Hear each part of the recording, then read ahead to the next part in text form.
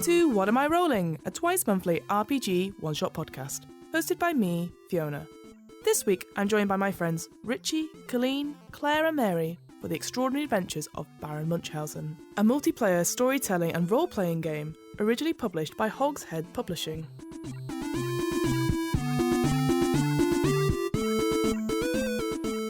Based on the stories about Baron Munchausen and created by James Wallace, this game of tall tales and playing roles is perfect for parties and requires no preparation at all. All you need is your imagination. If you're keen to know more, the latest edition of The Extraordinary Adventures of Baron Munchausen is available to download and buy on the Fantasy Flight Games website. That's www.fantasyflightgames.com. I'll include links to it on the What Am I Rolling website and in this episode's show notes.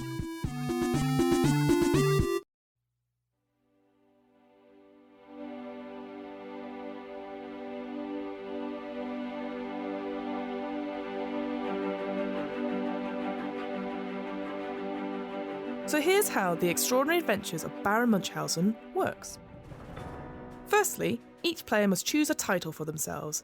For example, the Duke of such and such, or the Earl of whatever, and begins the game with 2 coins. This is known as their purse. The host will then turn to one of the nobles and ask them to tell them a story on a particular theme, normally by saying something along the lines of, "So Baron, tell us the story of..." The player must then respond with yes, in which case then they must tell that story. Alternatively, they can say no, my throat is too dry for that story, in which case they are allowed to forfeit their turn, and the host will then move on to address the next player. In telling a story, each player should try and outdo the previous storyteller, with a story that is bigger, wilder, and brings more glory upon themselves. Stories, however, should not be too long. About 5 minutes is good, and a warning will be given to the storyteller around the 4-minute mark. After 5 minutes, the host will interject and the tale will end. Now, other players may interrupt the storyteller with objections or elaborations on points in their story, and this is done by pushing a coin from their purse, their stake, to the storyteller and saying, "Oh, but Baron," followed by the relevant objection. Interruptions should be used to put amusing obstacles in the way of the Baron's story rather than nitpicking it, and naturally, a player with no coins may not interrupt. Only one interruption from the audience may be accepted by the storyteller per story. The storyteller must accept the interruption and the stake and explain it or build it into their story. Or they may disagree with it. They are allowed to ridicule the asker for believing anything so stupid and for doubting their word. But this, however, may result in a duel. A story finishes in one of 2 ways. Either the storyteller concludes it with a vow as to the truthfulness of the matter, or offer to duel anyone who does not believe their word, or one of the other players drinks a toast to the Baron's health and story. The host will then address the next player and give them a subject for their story. If a duel occurs, the players involved must face each other before the assembled guests and use the traditional method of rock, paper, scissors to determine who is right.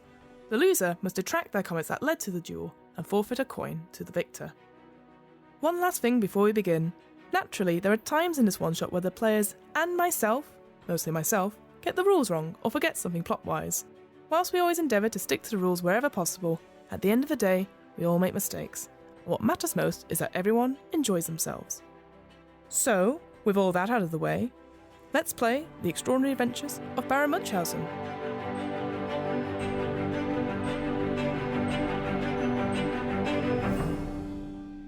So welcome, ladies and gentlemen, to the Explorers Club, rah rah rah, etc. Exactly. Well, maybe we should go around the table and greet our adventurers. So, as the host of this party, I am obviously the Earl of Weston-super-Mare. So, welcome. Start over there. You, good sir, what is your name? Lordy. Lordy. Oh, fantastic. So good to have you here with us. And yes, I see from Europe. Hello there. Ja, guten Abend. I am the Countess Hilda von Kratzberg. An interesting accent. Where did you grow up? All over Europe, really. Well, it's very lovely to have you here, Countess. And you, my dear lady, what is your name? Well, I am, of course, Lady Mamalade. Mamalade. And it is obviously my pleasure to be here. Fabulous. It's such a rare occurrence for you to turn up to one of these shindigs, but thank you so much for coming. And our last person here, hello, what is your name? I'm Dame McHaggis, and it is your pleasure that I am here. Oh, of course. Of course. My deepest apologies, Dame. It's so good to have such an interesting assortment of characters here at my local Adventurers Guild. I brought you here today to talk about your various wild tales of adventure. But if you don't mind, Lordy Loddy, if you'd like to start us off. Are you okay, Lordy Loddy? You seem to... Oh, I see you're pontificating. His snuff is fallen off. Oh, dear me. Oh, what a shame. Well, we'll still start with you already, if that's okay, Lordy Lordy. I hear you're a bit of a spaceman. So I was wondering if you could tell us the tale about how you survived your fall from the moon to the Earth. And if you could wrap it up in about 5 minutes, that'd be absolutely smashing. Of course, the fall itself did take longer than 5 minutes, so it will be difficult to tell you the true tale of it. I guess we have to start with how I got into space in the first instance. Absolutely. It happened somewhat by accident. I was having a bit of a conversation with Elon Musk. Oh yes, Alan. I know him well. Well, you see, we have the same dealer. Anyway, so he got into a little bit of a kerfuffle over a few things recently, and he called me up one day and said, I want to send you into space. And I thought, dude, I think you're already in space yourself. Do you want to just tell me a little bit more about what you wanted to do here? And he said to me, we want to bring forward our launch secretly, because I'm not entirely sure if it's going to work, and if it doesn't work, then I'm going to be humiliated. So we need to get someone into space pretty much now. And I went, right, okay, I'll do it, because, you know, who doesn't want to go into space? So a couple of hours later, I'm with Elon Musk, and he decides to send me into space, which is all very well and good. And he let me bring my dog with me, which was really nice of him. For some company, because, you know, of course, you're going to be sent into space. What's the name of your dog, sorry? Cuthbert. Lordy's Cuthbert. Yeah. Of course, I was just confirming for myself. All right, Earl of Weston Supermare, have you got a dog? No, please continue with your story. Thank you very much. So, nevertheless, Elon Musk sends me into space, and a couple of hours later I end up on the moon. It wasn't the intended target. He wanted to send me to Venus, because he's my fire. He's my desire. That's another story. But unfortunately, one of the wings fell off. I believe I had a wing. I don't quite recall the nature of how the spacecraft looked, but it was initially a rocket, then it grew wings, and then it soared like a bird. What's in this drink? Sorry, there's a Lady Marmalade. You seem to have Marmalade. Oh, my bad, I apologise. You seem to have an objection to this. Lordy, forgive me. Obviously, I'm a weak, woman. Obviously stupid, head full of bonnets. However, even my somewhat basic knowledge of rudimentary physics indicates that kind of spaceship is, how do the peasants say, bullshit? I would normally agree with you. I should probably clarify that this is how I was seeing things from the window as I was being hurled towards space, and the G-forces clearly altered my vision. So from my perspective, this is entirely how it seemed. I don't recall how long it took, but certainly as we passed through the Earth's atmosphere and then we turned back, and Cuthbert said to me, as dogs do, bork, bork, bork, bork. Of course, yes. And I knew just what he meant, looking down on Earth, bork, bork. But tell us, you talked about the journey, but tell us what happened when you got there? Ran out of fuel, didn't we? So as we started, we didn't quite make it to the moon, although that was, the intention was to get us towards Venus and then loop us back around again in time for dinner. But, we ran out of fuel, nearly breaking the Earth's orbit, and as a result of that, we started hurtling backwards towards the Earth.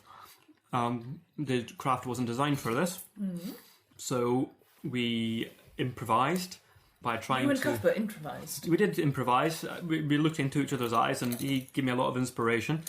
Sounds like a true hero, this dog. He didn't survive, as most heroes don't. I would say you've still got 1 minute and 20 seconds left of your story. Just as well. Because I am loving retelling this story. Tell us, what happened once you landed? I don't recall too much from that. There was some night terrors. We landed in the sea. We did land in the sea in a void. In essence, what I believe would have happened is that we came back towards the Earth. Our spaceship broke up. Cuthbert went flying into space. But he survived. He survived in space. Yeah, I mean, space is a great preservative. He's pretty much still frozen in there, or up there rather, orbiting the Earth. Bork, as he would say. Bork.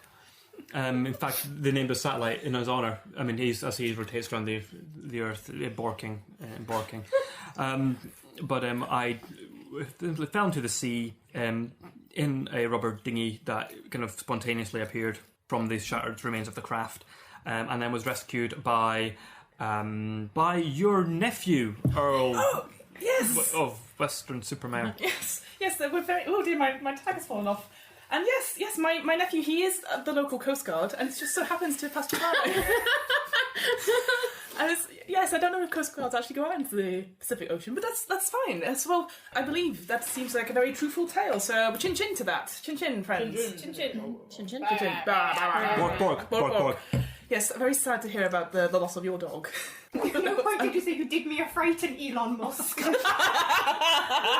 Opportunity. Oh man, I thought you were going to say I landed on Cuthbert. That's what I was expecting, and I was like, no, the dog survived in space. So yes, Lordy, is there any tales here that you would like to hear from anyone? Countess Hilda. Yeah. Can you recall the time that you showed the Empress of Sweden's bloomers to the town of Dusseldorf? Oh, I love this story. Why did you do that? Let me just get the timer out before you begin. So I want to make sure we're all... Oh, it's already started, but it's okay. We'll restart that. Yes, Countess, please tell us. Yes, of course. That is a very funny story indeed. So is the Empress of Sweden, yes? Yes, Gertrude, yes, we're very, very good friends. Yes, she and I, we made a bet. And we were playing a game of cards, you know, the poker? The poker, yes. The poker, yes, we will play the poker later. I'm very, very good at the poker. I still need to beat you. Dame McHaggis. You do? Last time. Essentially, the winner of the game of the poker, we would show our underwear to an entire town. It's a very funny story. So, it started off, I am not good at the poker. Very, very not good at the poker. And Gertrude, she's very, very good, so I was a bit worried. I don't have very nice underwear.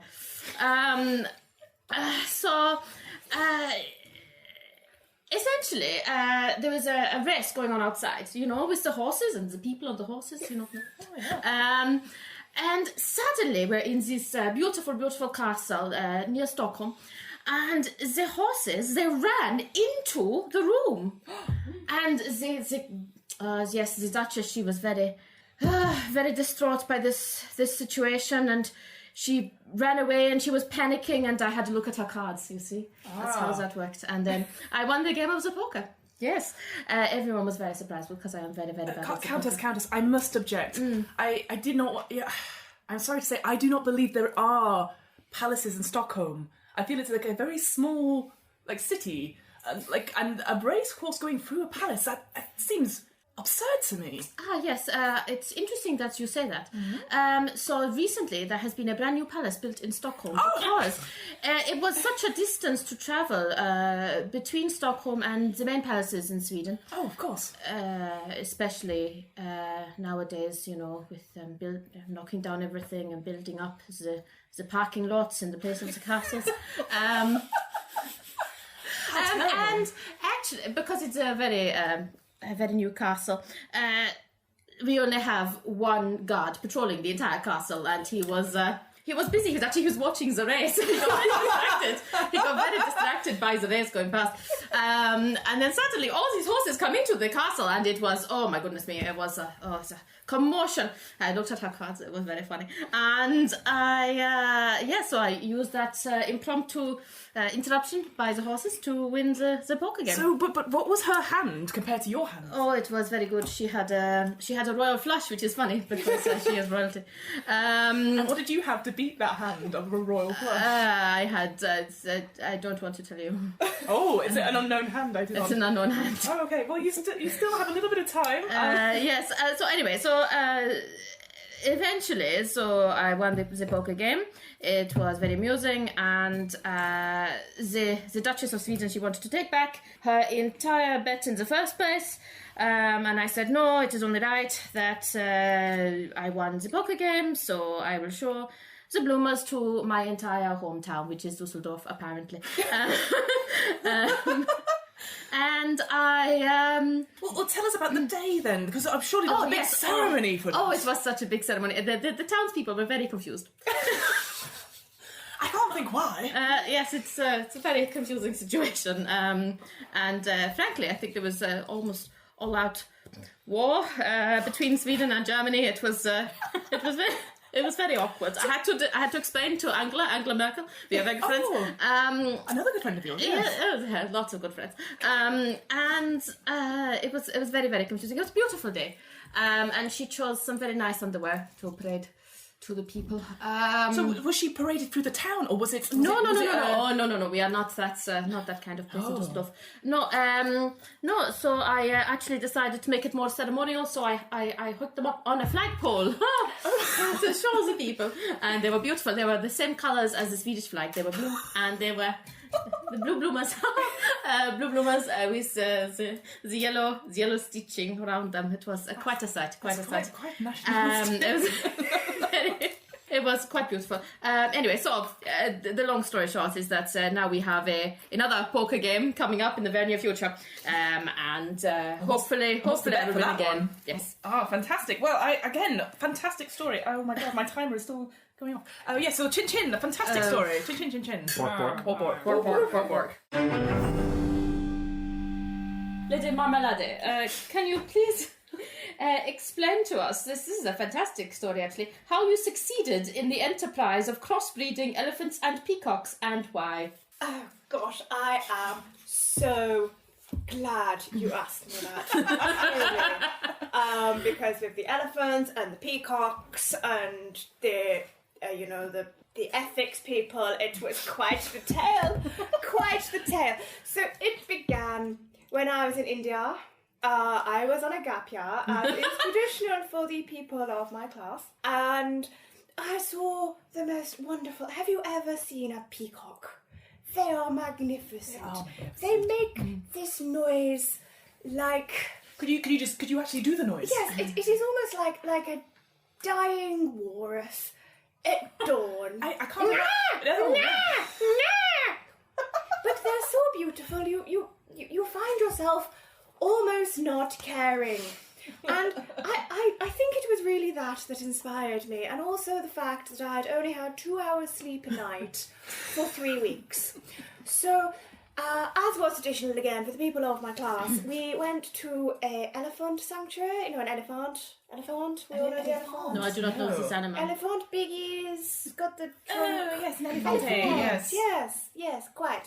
So, and I just thought, well, elephants, they're so useful. They've got little hair on their heads, the little ones are very sweet, and a big trunk, and I just thought, they look us from the front, but what is at the back? It's this tail that looks like chewing gum. And I just thought, what is even the point of that? Now, fortunately, as you all know, my great ancestor, Dr. Finkelstein, luckily did leave the laboratory to my branch of the family. So is that Dr. Finkelstein Marmalade?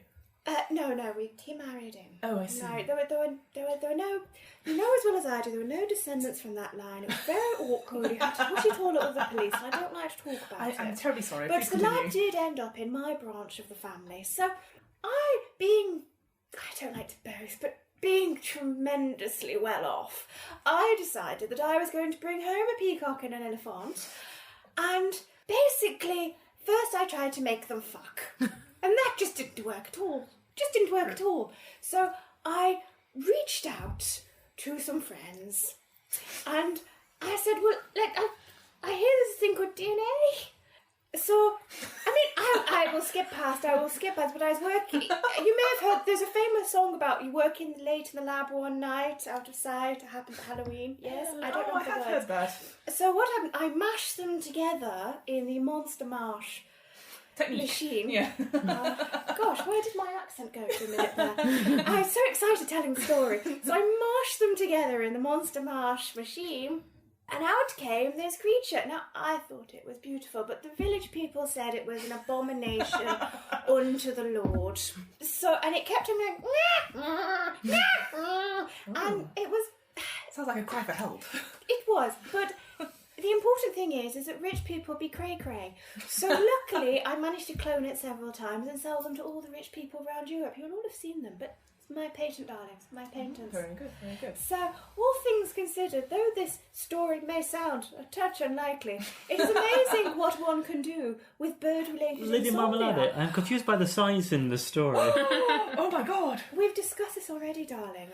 What is your actual objection, Lord Lordy? Like, I assume you're a man of science my yourself. objection is that you're discussing the fusion of two different parts of the animal kingdom with completely different chromosome structures. One being a mammal, one being a bird. Yes. How Quite difficult. How not only did you manage to find a way of being able to create a cell that represents both a peacock and an elephant, how did you enable cloning of such a species? Well, cloning is quite an old technique now, remember, with the sheep and the dolly. However, the actual mushing, because the scientific term is to mush. So we mush them in the marsh machine. Why do you look so cross, Lordy? This is scientific. You're a man of science. Oh, Lady Marmalade, we all know that you were at the bottom of the school charts at school. Do Okay, not pretend fine. you know anything. I made my very good manservant Igor do it. You know, it is embarrassing to talk about the help. You were the one who Pani got it, Devon is darling. Savante. You still have a few seconds left. I would Anyway, wrap up the story very the quickly. point is, Good day. I mean, some dubious claims there, but I feel Lady Marmalade, chin. Oh, it's maybe just me in that one. Okay. I was delighted with the story, I must say. Although, yes, I until you talked about the smushing technique, I wasn't fully convinced. But very, very, very well told. Very well told. That was good. There's no way. Well, obviously, I know we all enjoyed my tale. However, Quite. Dame McHaggis, I've been curious for quite some time. I've heard it in rumours. I believe that you were the principal in the safe escape of Bonnie Prince Charlie, and I wondered if you could tell us more. In 5 minutes or less. Yes, please tell us more, Dane. Well, I don't like to talk about this very much because, you see, Charlie and I were close acquaintances, and he's a very private man. But on this one occasion, I will divulge the details. Just remind me what aspect. You were the principal in the escape. In the escape. In the yes. escape. So tell us about how you helped him to escape. Well, I mean, as you all know, Charlie was a good wee Catholic boy, and there was a bit of a debacle about the crown. And some folk liked him, some folk didn't like him, but well, I was quite partial to wee Charlie. And we'd grown up together in the hills and the valleys of Scotland. Way out there on the islands where there was not much to do. And so we became very close. And the English were after him. So they did actually capture him, because as you rightly said, I helped him escape there. So yes, he was captured by the English by his toenails. Oh. What happened was he jumped off of out of the top of the hill there, and He barely escaped with his toenails. Quite, yes. But there were some very interesting new feisty- technique by the English, though. Yes, and they had sort of sharp, sort of like clipper things. Oh, terrible. And they grabbed his toes, and then he was hanging by his toes, and then eventually he was scrambling down the hill there, and his toes and his toenails were. I feel you do have an obsession with his toes, but we'll move past that. I did not want to make assumptions, Lady McHaggis. But so where was he held? Where was he? So they took him up to the top of Ben Nevis. Oh, I didn't know there was a prison up there. Yeah, there's a tower up there actually. There's a tower up there at the top of Ben Nevis. They've turned into a cable car. Dave McHaggis, didn't your family build that tower? How did they do that?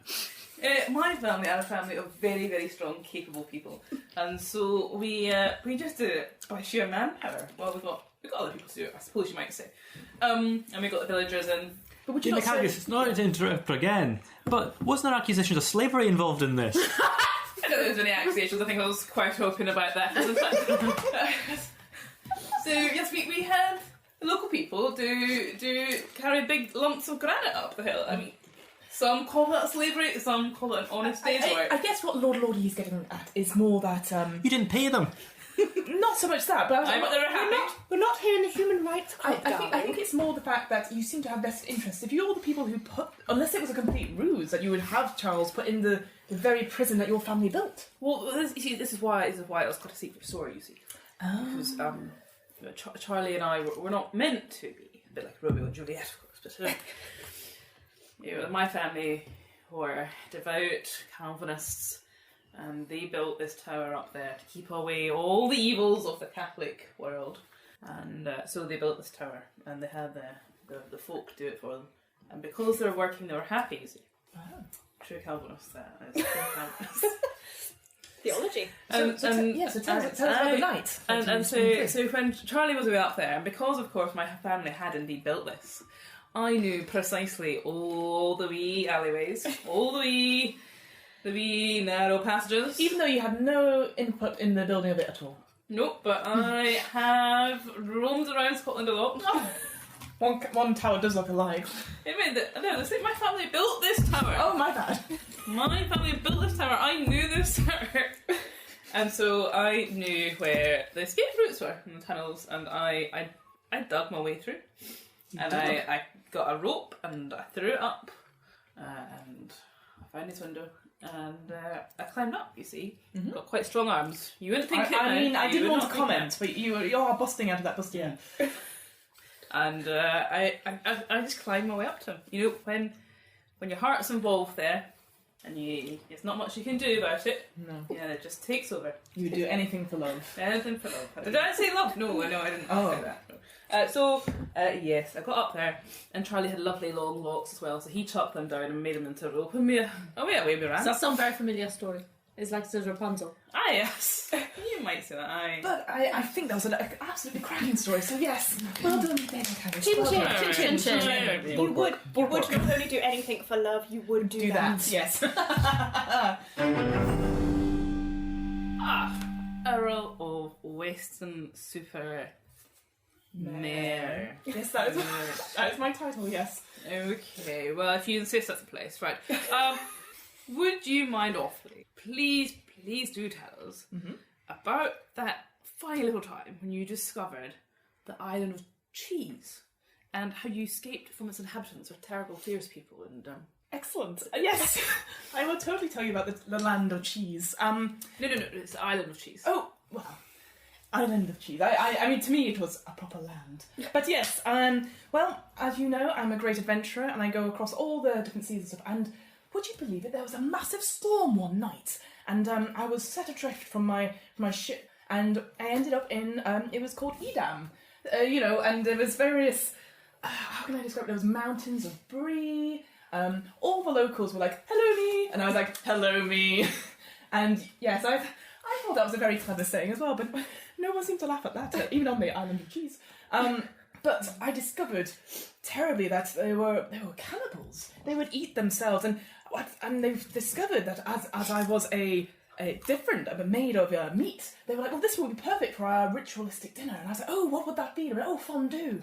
So they put me in this pot, you see, and I was sort of tied up, and I was like, "Gosh, this is not going well for me, the Earl of Weston-super-Mare." So I managed to grab one of those little pointy fork things with my teeth, and I managed to sort of go through my ropes like that, like shove them down the thing, without anyone looking. I was very, very sneaky about it. I guess I couldn't give a damn about it. Oh, yes, Dave. Sorry, Earl. Just I'm as far as I'm aware, the people of the island cheese haven't actually developed the technology to have forks. Oh, you know what? You are right. They don't. They just use knives. They don't have any kind of. It's all stabby instruments. Hence why I was in the pot in the first place. If they'd only surrounded me with forks, I'd be like, well, that is a fork, kind sir. I would not be easily put into a pot. But yes, it was all knives. Anyway, so I managed to get out of this my bonds with one of the fondue knives, and then I used it, and I'd be like, back, you cheesy savages! Oh. And they were like, oh, the person got out of the pot. They must be sent from God. This must be a sign. And I was like, yes, take me to your cheesy leader. So we did. Interesting enough, they had this weird sort of like contraption on their head, like almost like little triangles as a crown. And they call themselves nachos. And I thought that's a very interesting title. And we talked at great length about the different kinds of cheeses and the textures and stuff. And they sent me on my merry way, and they helped make me a basically if you imagine almost like they scooped out the rest of the brie and they left it as a sort of a huge brie. These trees on this island had huge like cheeses, fruits, and everything like that, and they scooped out the brie, and I made a little boat for myself. And then I came back with a whole sort of cheese entree and different cheeses from around the world. Unfortunately, what's really sad is that then everyone had the cheese, went to the island, and killed all the savages. And that's the extinction, and no one ever has to go to that island ever again. I can pontificate more on the story if there's time left, but I don't want to. You do, in fact, have 1 minute 45. Oh dear me. Well, yes, I'll talk about the I feel you really missed the opportunity to talk about the cheesy ponies, but quiet. My God, the mascarpones. Yes, I remember them now. Yes, well, it's funny going back to your story, Countess. Still one of mine. Yeah. Shouldn't have used them all up, lordy. Well, I shall interject nevertheless. Oh yes, go on, please. Didn't you also say that this is the island in which you use dairy as a sort of a methadone substitute for the people who are eating their cheesy selves? Preposterous. It is at least called the laughing cow in their culture. Weren't they addicted to cheese strings? I cannot confirm or deny if they were connected. I mean, they were cannibals in themselves. If anything, they had amazing, like, sort of hair as a result, and they could do different styles and stuff. But anyway, that's beside the point. The ponies, my gosh, the mascarpones. We had, as I was saying, Countess, the racetrack that you talked about in your story. Oh, yes. Well, we had a very similar thing where they did have like a racetrack around the thing, and again the mascarpone would win, and then and then they had the Cheddar Gorge came second. It's probably for the best. You only have another 20 seconds to tell good us. God, there's so much more to tell. So much to tell. So much time. But yes, and we saw various. So the horses had their again the horses and the ponies. They were so lovely. I think we could probably say that you are more out of time. Much as I would love to hear more. It's totally fine. Well, thank you for listening to my story about the ponies and the cheese. I appreciate it. Thank you, Dame McAdams, for that. Let's all raise a glass to the Earl of Western-super-Mare's genocide of the cheesy people. The cheesy people, huzzah! May they rest in peace. I approve of genocide.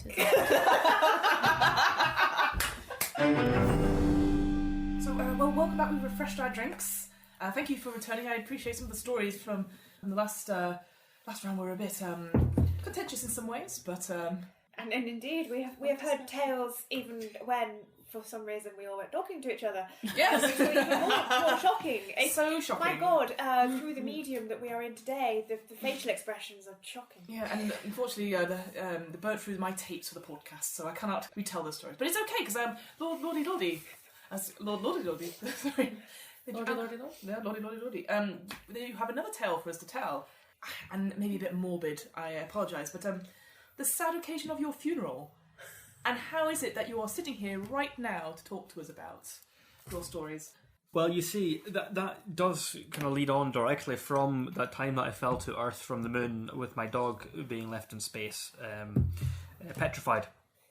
You see, when I fell back to Earth and was rescued by your nephew, Oh yes. I then died. Oh. Funnily enough, you can't really survive falling that distance and landing into a inflatable dinghy. At least you can survive it, but not for very long. So anyhow, I was buried, but on the day of the funeral, remarkably, science, pioneered by Lady Marmalade, research was able to bring me back to life. Because apparently the normal rules of science don't apply in her lab.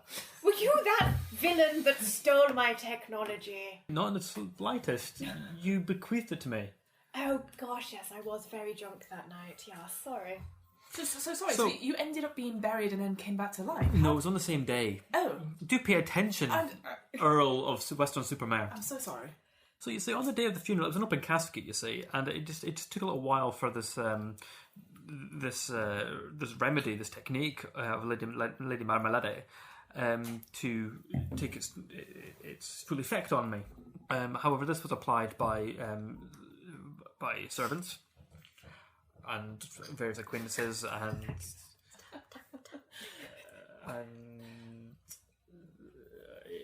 so. So what arrangements did you have for the funeral? Did you have it all laid out? Like you'd have certain like colours or a buffet? Or... Well, it was all pre-planned. I mean, it is the tradition of the Lordy family to plan for one's funeral in advance. It does kind of form the same formula every time around because a funeral's a funeral, let's say.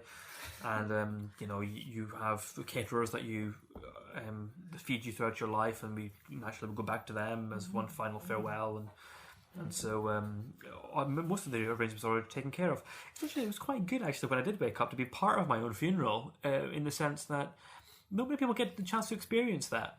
And I don't wish to object in any way, Lordy.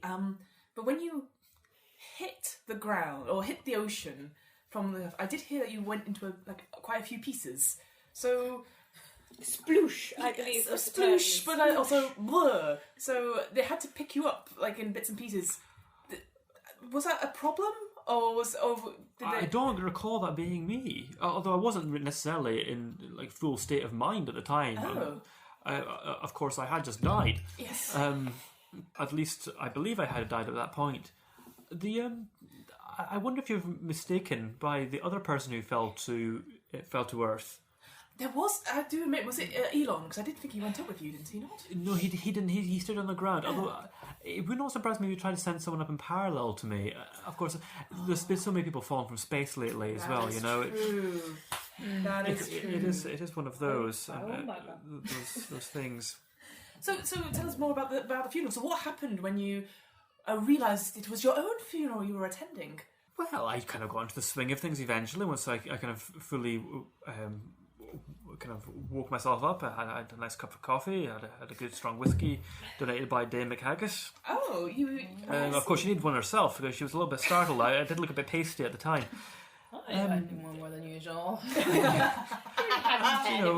Linda Marmalade was there to like pop some of my my bones back into the correct position. I mean, my shoulder had been dislocated quite badly by the fall. Yes. But all in all, I think we all had quite a good night. There was drink to be had. It became a bit more of an awakening rather than a wake. Haha, indeed. And what did the priest say when obviously you turned out to be not dead and came out of the ground? Were you in the ground by this point, or were you? Earl of Western Supermare. There was no priest there. There was no priest. Oh.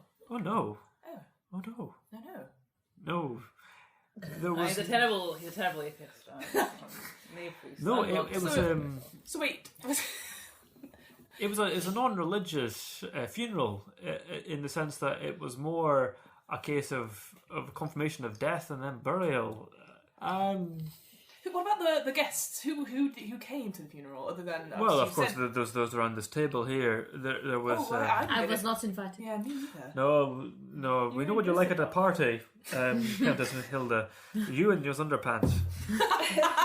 That is true. That is true. Well, that's I believe. I mean, there's no more to say. So, well, chin chin. Thank you for telling us. It was really quite a traumatic experience. And I, for one, am glad you've stopped that phase you went through of trying to eat people's brains. It's much better now. Countess Hilda, Yeah. do you recall the time you eradicated the Black Plague from Hamburg in one afternoon? Oh my goodness! go about doing That's that an again? amazing story. Tell us. Ah, yes, of course. So, you do know that Hamburg was very badly affected by the plague. They are not very clean people, as you very well know. And they have a very bizarre fondness for the rats. They like to keep them as pets and as servants as well. Wow. I did not know this about Hamburg. Yeah, it is. When you find that in Scotland, I'll tell you. No, Scotland is more civilized. No, so they have they use them as the servants for the carrying of the things. Anyway, so this is a long story. But Hamburg were dirty, were like rats. So I had to go there. It was about to spread throughout the entirety of Europe. It was going to wipe out the entirety of Europe, and I had to do something about it. It was my mission to save the people of Hamburg from the plague, and also from their weird rat obsession. Actually, at the time, I did not connect the two. It was very funny because nobody knew that the rats were causing the plague. We thought it was the miasmas in the air, which is the smells. Yes, and it sort of made sense because this Hamburg is very smelly. That's smelly. Yeah. Anyway, so I went there and I realized that actually the places that had the largest amount of the plague deaths were the rich places because they could afford all the rats for the servants. Yeah, it was very strange, but that's how they are in Hamburg. Very strange. And I realized, I thought this is very strange because the poor people are not affected, but the rich people are. Very confusing. And I sat down and I thought about it, and I realized it was the rats all along. The rats. I know I am a genius. You are. Yes, and actually I am going to get the very first Nobel Prize. So, but how which I created myself. But how did you do it in a whole afternoon? Surely it was very easy. I just killed all the rats. It's just not. Yeah. How did you kill all the rats? It's a very funny story. I implemented a device. I used Lady Marmalade. They actually helped me with this one. It's very funny. A lot of people at Lady Marmalade in these stories. She's a great scientist. She's great. She's great. I cannot boast, but yes. And it was a way to spread the rat poison throughout the entirety of Hamburg. It was quite amazing, actually. And it spread, it's a mist in the air, which was inhaled by the rats. But, and this was the very important part, it was not lethal to any other animals or humans, just rats. I know, it's amazing. How convenient. It's very, very convenient. So it killed all of the rats very, very quickly. And I have Lady Marmalade to thank for that wonderful invention. But it was my idea, so therefore I took all the glory. Of course. The other problem was, obviously, there were still some people in Hamburg that had the plague, obviously, unfortunately. So we had to kill all of them as well. So, sorry, you do still have a little bit of time, but tell us, how did you kill those people affected? So, it was very similar to... You still have a minute or so left. It was very similar to the rat poison invention, except I went round with the hammer and I just killed all of the plague victims. It was quite funny. I'm terribly sorry. Although obviously I know that one's rat invention was correct. But, you quite okay, Dame McHaggis. I happen to know that Hamburg is a city of over 15 square miles, and one person with one hammer simply cannot murder more than 247 people a day. So I do wonder how you got round that problem of having to kill the over 800 infected people. Oh my goodness, I would totally love to know that too. Oh no, I had an army. I see. I actually, so my household, and actually I used some of Lady Marmalade. Is that where Jeffrey went? Oh my gosh, I have not had a decent cheese butler for months. You should have said. He might have PTSD. So, within the, let's say, closing seconds of this story, was there anything else you'd like to add about this army that seemed to help you? No. That'll do. Well, Countess, thank you for telling us. Chin chin. Bork bork, indeed. Yeah. My very good friend Lady Marmalade, who helped me with my rat poison invention. You have a brilliant story that I'd like you to divulge to the waiting audience. So many times. Mesdames und Herren, how you came to be burnt at the stake for witchcraft in Barcelona and how you survived. Fabulous. It's a fantastic story. I cannot wait. It is a wonderful story, and I am, again, so very glad you've said it, but hopefully will not mean that I need to explain too many difficult scientific concepts this time. I do fear for It just sounded a bit more Lordies. straightforward than your last one, It is. yes. So I was in Barcelona, which I will recall very shortly is not technically a part of Spain. The Catalans, yes, it is Catalonia. It's okay, I've already insulted the entirety of Hamburg and Germany. Well, I mean, geography, it's not science, is it? It wasn't your strong point in No. school either, was it? No, all science. But tell us, yes. Yes, so I was in Barcelona. It is simply because I do love tapas. But the Catalans, I mean, one does not wish to have stereotypes, because I definitely know a lot about that part of the world. But they're animals. They're truly animals. And, if one has been to Barcelona, which I will keep saying in that accent, as I do think it is important... that is correct pronunciation. It is correct yes. pronunciation. It's important for one to be respectful. Even when dealing with such dreadful people. Very cruel to animals. Dreadful people. And anyway, so there I was trying the tapas. Just delicious tapas. Instead of dried tapas, it is little tiny plates of food, so you can try many things while pretending to share, when in fact one has no intention of doing so. But it makes one look so gregarious. So there I was having the tapas.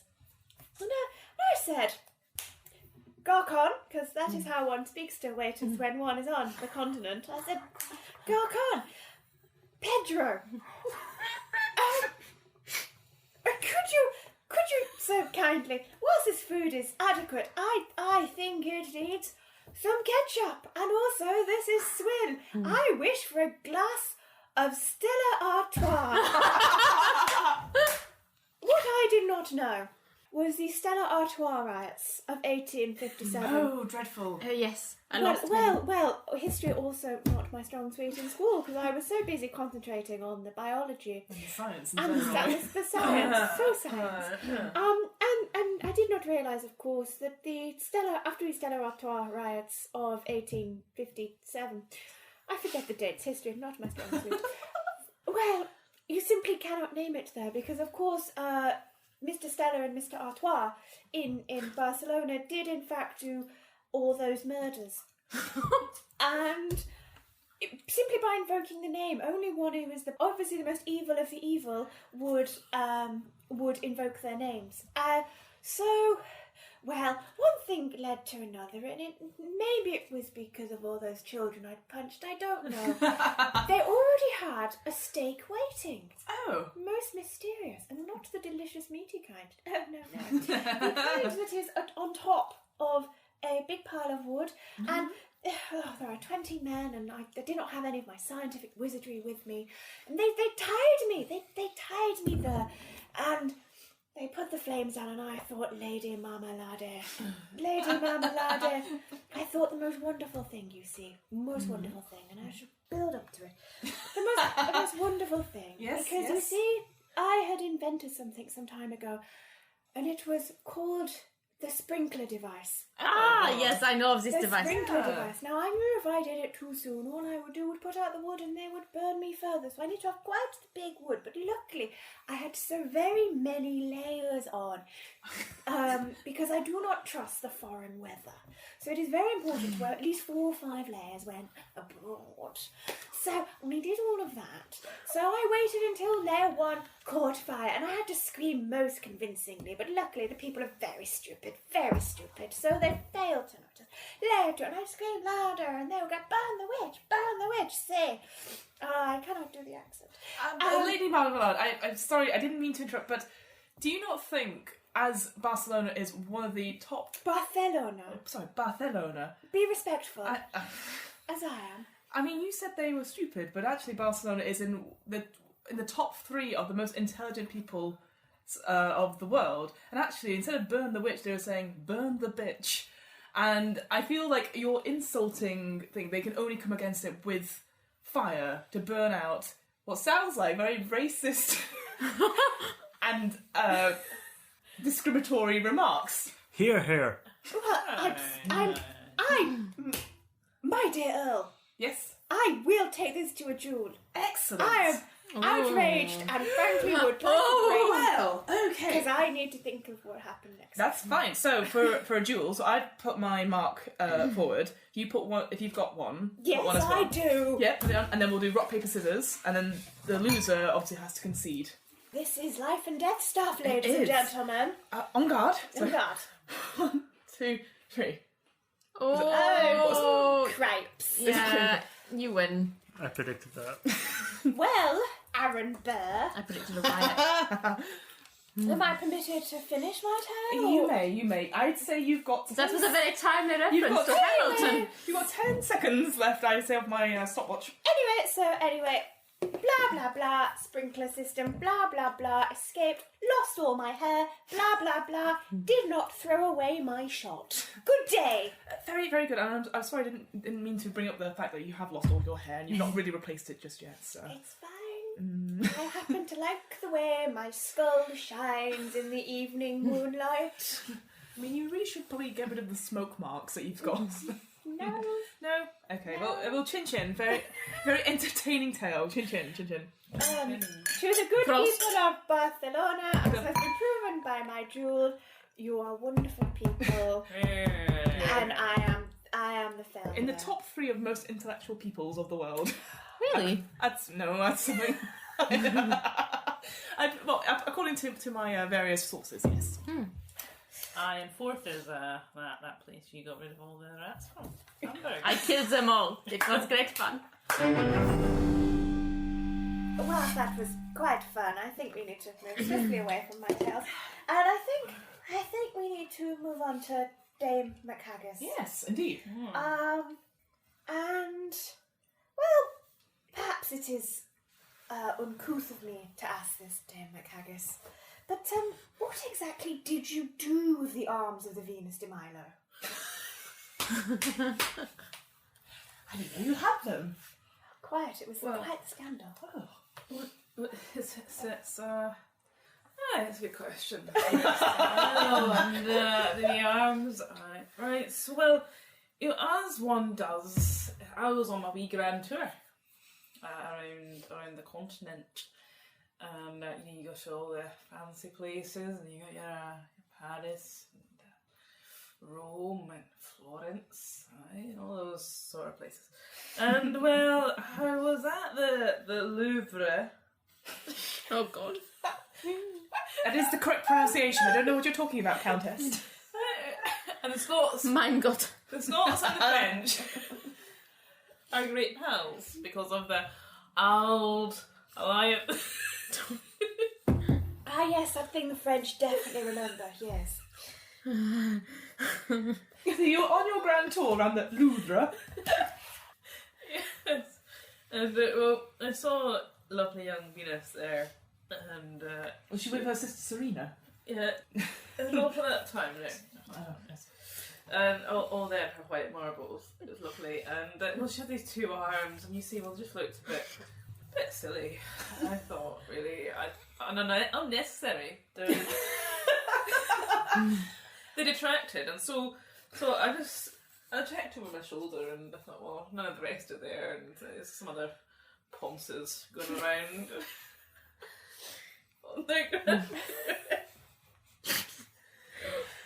And so Please continue. I just took my catapult out and my shot and hurled it at her arms. I'm good shot, you see. And I knocked them off, and I stashed them in my wee satchel. My mother always used to say, Mary, I mean... That was your nickname for you, wasn't it, Den? It was, well, yeah. She did call me after the servant. I mean, all Scottish people are called Mary. Yeah. As far as I believe is the I've heard that is true. Yes. You, Ian, you should really carry a handbag. Otherwise, men will get the wrong impression, she said. And so... I did not know this nugget of knowledge. Yes. Your mother seems a very wise woman. Well, no, I eschew all my mother's advice, and so I just carry a satchel around, which is much more useful when you just whacked off a sculpture's arms. Colleen, I just have to interject. Surely by having the arms in your satchel, it became a handbag.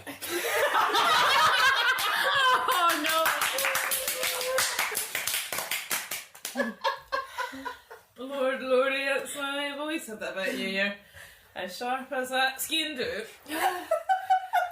So, it was a bit of a handbag, I suppose, a hand satchel. And so I wrapped them up in a bit dark. I mean, feel free to disagree. If you believe it was a satchel, you could go to a duel for this. Well, a satchel, a bag, handbag, a bag holding hands is all the same, is it true? So there it was, wrapped up in this tartan that had scrapping around the bottom of the satchel. And, I carried on my way. And so I got to Rome, and, I came across a bit of trouble on the road. And it's quite a terrifying thing to behold a woman in the night. Not 2 arms, but 4. Indeed. Oh, Lady McHaggis, you seem to have fallen over. David McHaggis, you are quite overcome. You still have at least a minute on the stopper. Well, you see, it's just reliving it all again. It sounds completely ridiculous when you have to speak it out loud. And So how did you get it past security? no, there's no security in those days, my dear. Oh, my bad. I bought great works and I would always have security, but maybe clearly I've been going to the wrong art galleries. That would be the news for another umbrella. Oh, of course, yes. No, it's just on my horse. You can ride around Europe, and there is no problem at all. You rode your horse into the Louvre. Wow. It was the same one that interrupted the poker match. Oh my goodness, what a connection. Yeah. I'd say you've got 30 seconds left. So I was in Rome, you see, and I came across by some bandits, and they were trying to do what bandits do, and so I whacked out these big marble arms, and I just whacked them over the head. And it's one way to do with bandits, I will say. Well, they were knocked out for a bit. My rod on my waist. It's quite a useful weapon, actually.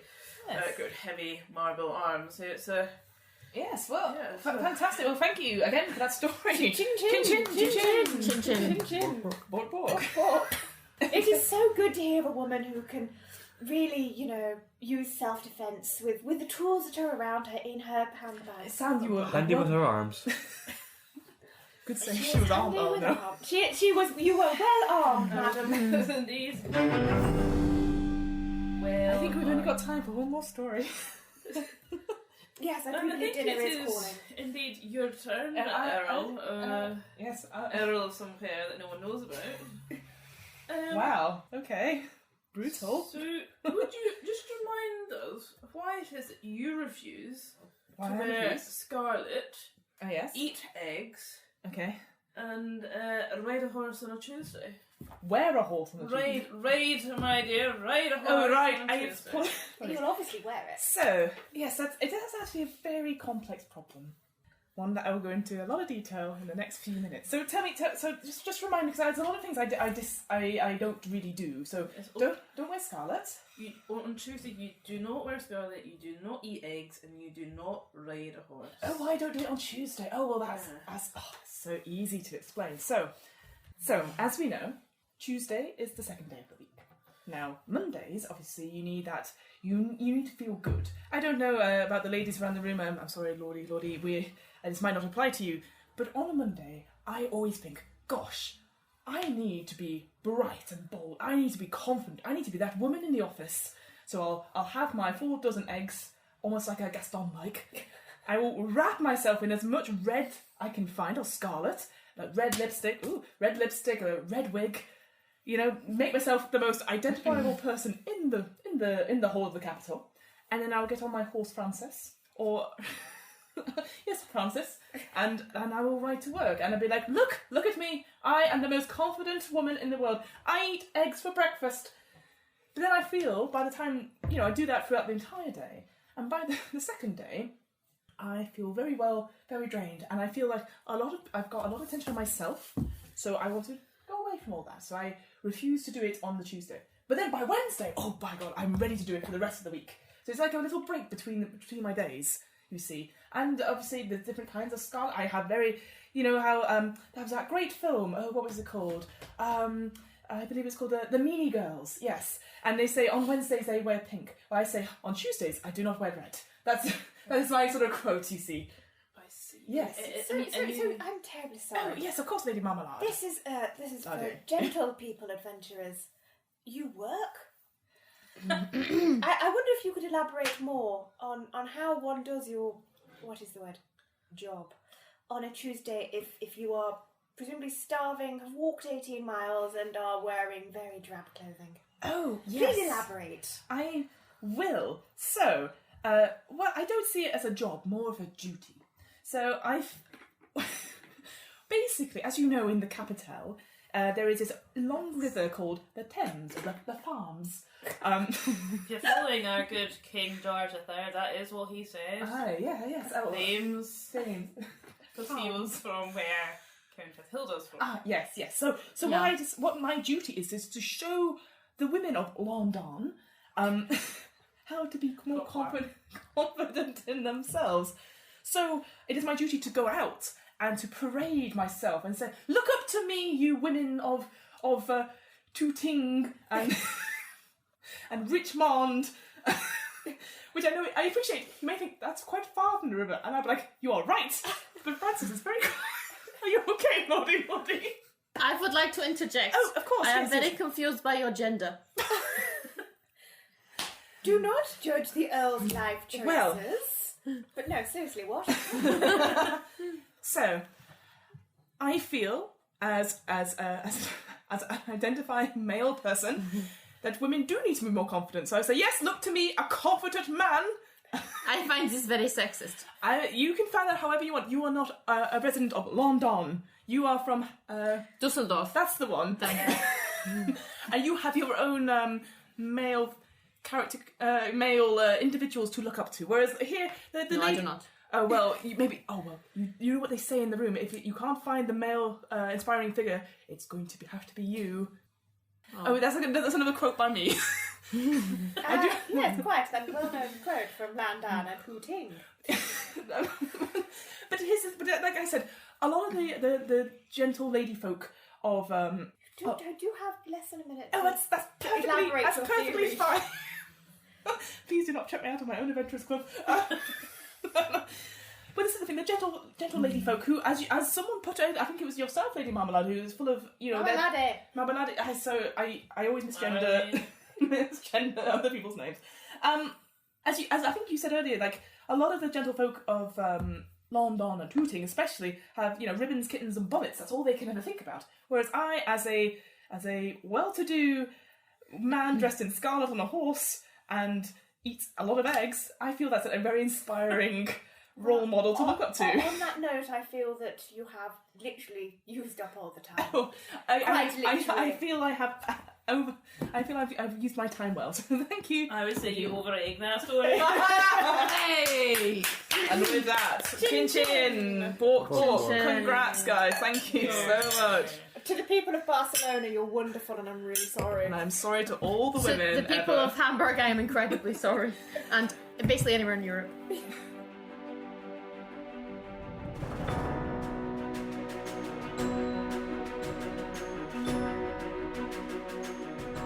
My goodness me. What a load of stuff and nonsense.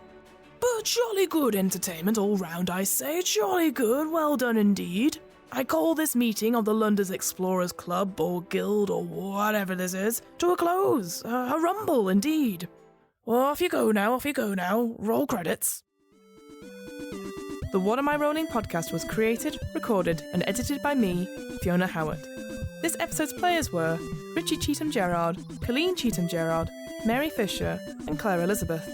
This episode's RPG was The Extraordinary Adventures of Baron Munchausen, originally created by James Wallace of Hogshead Publishing. You can find out more and get the latest edition of The Extraordinary Adventures of Baron Munchausen on the Fantasy Flight Games website. That's www.fantasyflightgames.com. The theme music was 8-Bit March by Twin Musicon of twinmusicon.org, licensed under a Creative Commons 4.0 license. If you want to find out more about the podcast, check out the website. That's www.wairpodcast.com. Fancy getting in touch? Email the podcast at whatamirollingpodcast@gmail.com. Finally, follow the podcast on Twitter and Instagram at WAIR_podcast for the latest news on upcoming episodes. And remember, adventurers need not apply.